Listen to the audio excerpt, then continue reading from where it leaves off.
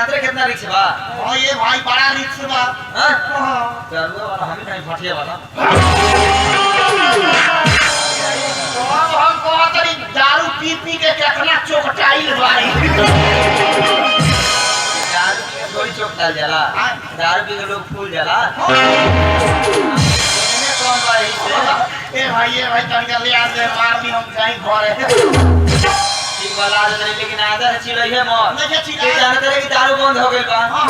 100 रुपया बोतल हो गइल बा। दूसरे महीना में 15 से 20,000 रुपया कमाए। पकड़ा दे हम तो 3 साल खातिर भीतर अपने हाथ में 50-60,000 रुपया देवे के पड़ जाए। तू ना एक बेर आम हम तो कहम ओके तो तू कहे कीली हो। ये हमनी के कोट भाषा रही ना ठीक बा। अरे दारू मत कहिए लोग जान जाला। और की कहबे न तो ज्यादा लोग ना जाने। ठीक बा हाले 100 रुपया बोतल बा। और ले लिए भाई आधारे बोतल बा। तो ले आना तनिक मार ली हो। तो धारा 200 रुपया बोतल देते तो आधा बोतल बा। हां पैसा उसा ले ले बड़ी बिना पैसा के आई बनी पिए। रोटी बोले रखा है क्या? बहुत बड़ा फेरा में पड़ गए बड़ी जाना रे। तोरा निया दरुआ आधा बोतल पी के कहला भैया खाता में लिख लिए 500 लगा दे। ये वगैरह न होवे। अरे खाता चलावे रहनी। बाबूजी के पॉकेट से 5000 रुपया गिर जाला तो रस्ते के माटी ना उठावे। वही जंकार आदमी बाड़ी जान होगी। गांव में पंचायती होला, वो पंचायत में हम ना जाते पंचायती ना फरिया। ना पंचायत में हम चले बिना पिटैले आई बोला। हमरा कहे के मतलब कि ते खाई पिए खानदान के लोग रे। पियर खाई के ये पैसा वाला हो के भाई कौन जिला के टाई लगे बड़ा करे। हम कौन से मंगौले। टेंडर और टाई पे है के दारू पिए निकल रहा पैसा मार गए भाई आधा बोतल वाला के ले आ भाई ले आ।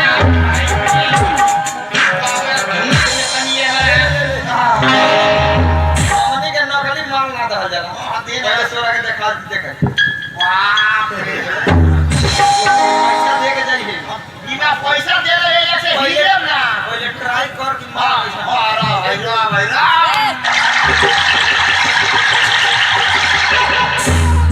ओ ओए पैसा तो रे कहां रख दे रहले भाई ऐसन। भाई भाई गाड़ा में रो सारा सांसे निकले दे तू कचावी मार ले दे। अरे नहीं के हमरा सांसे निकले है देता वो अपने मार ले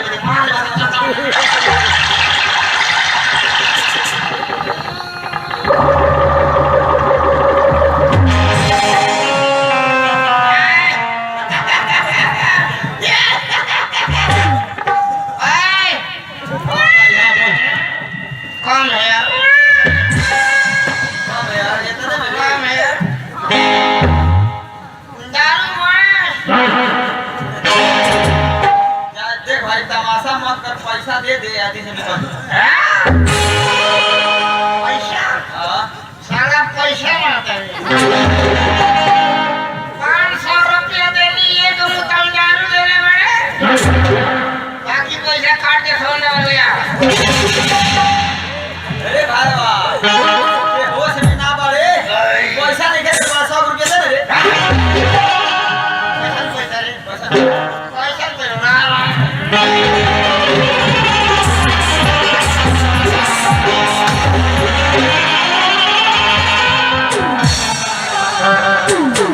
हां बोल पैसा सर। अरे दारू पी ले ओकर पैसा घोसड़ी का दारू बनाता बेचता सारा लोग के बर्बाद करता। साला यार गांठ जाइए। अरे तू नशा लागे बजा पैसे नहीं सुन रे तमाशा मत कर चल जो घरे परसों लाके पैसा दे दे जा। तुम्हारी तमाशा मत कर। तमाशा साला गांठ दे सारा ये समझ में नहीं भाई हमार नशा लग रहा चल हमारे घर तक पहुंचा।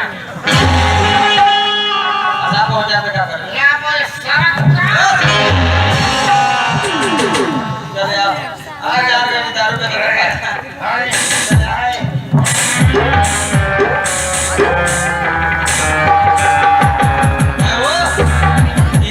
ये घर हो ये हारी ये हाली हो रही है। ए के बा घर में हो? ए हां।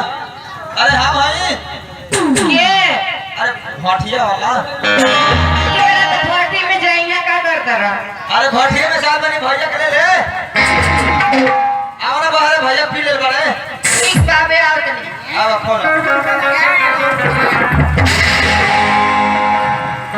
भाई हो रे ए काचे नारियल तोड़े हो साला मेरा काचे नारियल में साला कमाल हमरा घर में भौजी है अभी का भाई 500 रुपए पॉकेट में रखा एक बोतल दारू ले ले बनी बाकी पैसा इशारे से लेके तब जाए दिए ए भौजी ए सुना है ने पैसा ही हमरा के देले नहीं के कला गेल बना सदन लू हां 100 रुपया एकरे से लेवे के बाद अगर तोहारी का होते दे हम चल जाती नहीं दूसरा दिन ले जा पैसा दे ले बेटा ए तोहर मोरा जोन कहे तोरे मनबू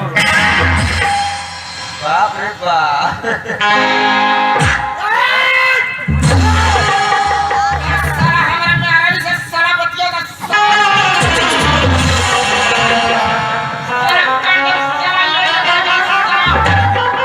ज्यादा पैसा ना ले हम ज्यादा 100 रुपया हम बात करनी जाता है साला लोग ने तो मुआरे साला मंडी है आदमी साला काट भाइयो हम चिन्ह तनी तू हमार हित हले तोरो घर बिझे उठे जाए दे कहियो घुमत फिरत बाजारे हम तो गांव के नु पैसा ना देबे देख लो रहू मछरिए दिवा दे भाग भाग का ना साला गल में चला बिछाने पर भूख लागल बा भूख लागल बा घर में कुछ खाए के नहीं के बेटे बेटी को तो भूख ले सुतल बाटे हमी जाती है ना यार हम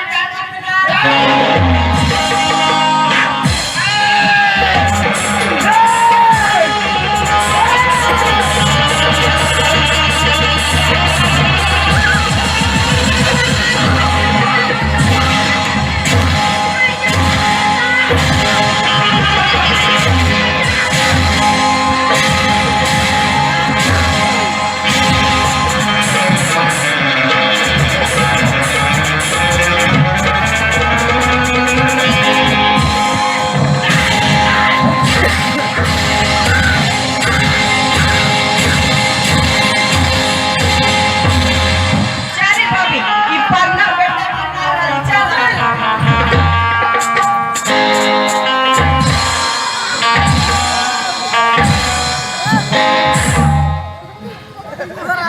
चारे लाख में सारा नशा उतार मातारी बेटी कहाँ गई हो सुन देखा हो अपना मौसी के हमारे मौसी के देखा हो नहीं हो ये तो सारा इज्जत कमा दी हो दादा